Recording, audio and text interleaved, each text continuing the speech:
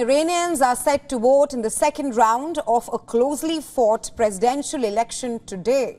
Friday's vote will be a tight race between lawmaker Masoud Pezeshkian, and who's also the sole moderate in the original field of four contestants, and former Revolutionary Guards member Saeed Jalili. The runoff election follows last Friday's polls, where only about 40% of voters turned up to cast their ballots. As a result, none of the four contestants were able to garner the 50% of votes which are needed to win the elections, sending the election into a runoff round. In the first round, Pezeshkian won with a slight lead.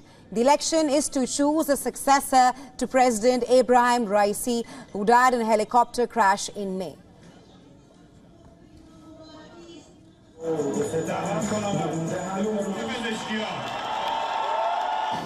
Yes, I will participate in the runoff election. The reason is that we're now closer to what we want, and we as protesters better stick together. In the first round, we had objections and we did not participate. The reformist contestant Masoud Pezeshkian, who's a former health minister, has promised that he will engage with the West in nuclear negotiations to lift the tough economic sanctions that are plaguing Iran's economy. On the other hand, the ultra-hardliner Saeed Jalili, a former nuclear negotiator, has portrayed a much tougher position on negotiations. He has also underlined his plans to defeat sanctions and strengthen economic ties with other countries without the help of West.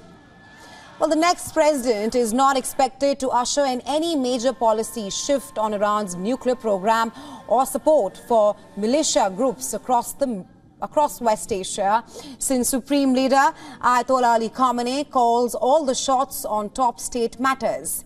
However, the president can influence the tone of Iran's domestic and foreign policy.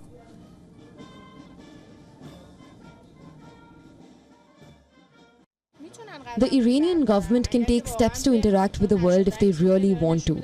It's not impossible to do so. The world is in continuous interaction. The world is showing that it wants to interact with Iran. Whatever it was that hindered interaction with the world, it has always been from our side. The government can very easily build connections with the world, and a lot of our problems will be solved then.